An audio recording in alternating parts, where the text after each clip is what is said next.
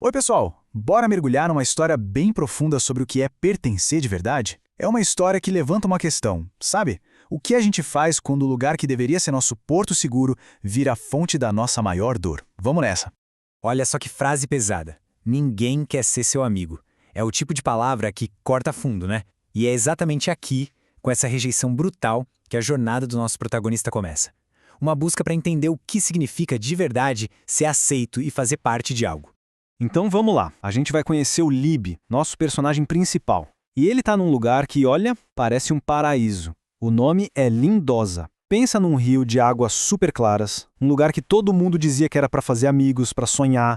Só que, nesse lugar de risadas e sonhos, a coisa começa a ficar feia. A alegria vira veneno. Sabe aquelas risadas que deveriam ser de amizade? Elas se transformam em armas.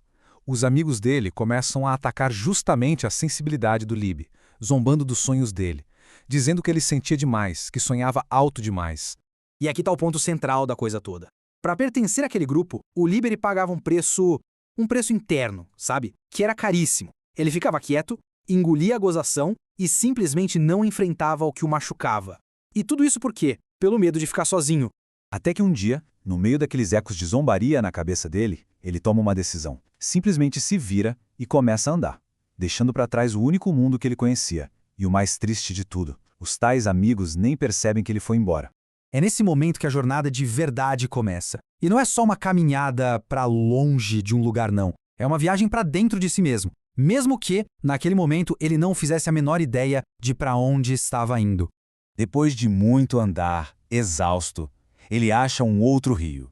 E ali, nossa, pela primeira vez ele sente uma paz, uma conexão de verdade, algo que ele nunca tinha sentido antes. E na cabeça dele, aquele lugar só podia ter um nome: Lindosa. Um nome que para ele significava lar. E é ali, dormindo na beira do rio, que ele é encontrado pela Leinab, uma capivara super gente boa. Ela olha para ele, tão branquinho, e decide dar um nome novo: Snow. É como um recomeço, sabe? Uma página em branco. E olha que diferença gritante.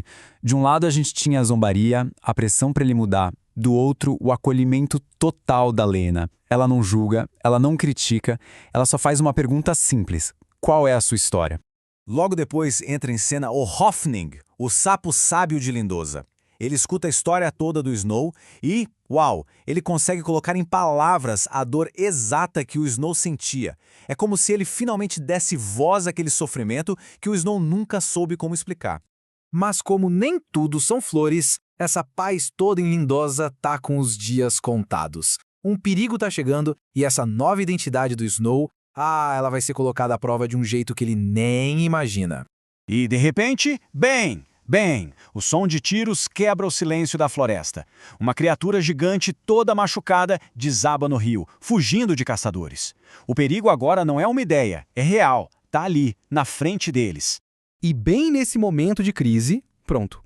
Todos os medos antigos do Snow voltam com tudo. Sabe aquelas vozes dos antigos amigos? Elas ecoam na mente dele, dizendo que ele não é bom o suficiente, que ele vai errar, que vai falhar. O pânico toma conta e ele simplesmente trava.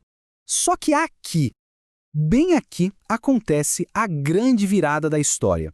Ele consegue superar aquele medo que o paralisava e age por puro instinto. Ele se joga na frente da criatura, entre ela e os caçadores. A escolha dele não é de lutar, mas de proteger.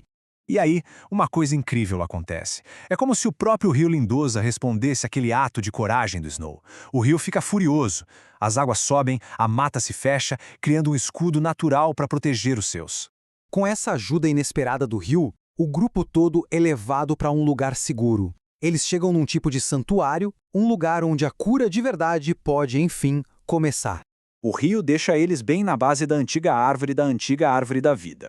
As raízes dessa árvore formam um abrigo perfeito, um porto seguro para os quatro: o Snow, a Leinab, o Hofning e a criatura que estava ferida. Lá dentro desse abrigo, o Snow vai tentar cuidar da criatura, que agora a gente descobre que se chama Valentim. Só que o Valentim tá com muito medo e no susto ele ataca e acaba machucando a pata do Snow com uma garra. E essa dor, esse machucado, traz um clique na cabeça do Snow.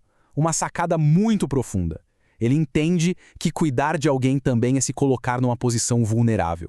Ajudar significa que, às vezes, a gente corre o risco de se machucar também. E essa talvez seja a decisão mais corajosa do Snow na história inteira. Porque, pensa bem, o Snow de antes teria fugido da dor, teria ido embora. Mas o Snow de agora, não. Mesmo machucado, ele escolhe ficar ali, do lado do Valentin. Ele só oferece a presença dele e, nesse silêncio, nasce uma conexão de verdade. Então, vamos amarrar todas as pontas agora e entender qual é a grande lição dessa jornada toda sobre pertencer e se redescobrir. Mais pra frente, o sábio Hoffnen divide um pensamento com a Lenab que define o que é amizade de verdade. Não é sobre proteger o outro da vida, sabe? É sobre ficar do lado quando a vida machuca, a estar presente justamente na hora do aperto. Então, o resumo da ópera é o seguinte. A jornada do Snow não foi para achar um grupo que o aceitasse. Foi sobre ele se aceitar. Quando ele decide ficar e cuidar do Valentin, mesmo com medo, mesmo com dor, ele para de fugir de si mesmo. Ali, ele constrói um lar dentro dele. Um lar de coragem, de compaixão. E foi essa força interna que atraiu uma comunidade que, aí sim, o nutria de verdade. E, para fechar, fica essa reflexão. E se pertencer não for sobre achar o nosso lugar no mundo, mas sim sobre construir primeiro um lar dentro da gente? A história do Snow parece mostrar que é por aí mesmo que tudo começa.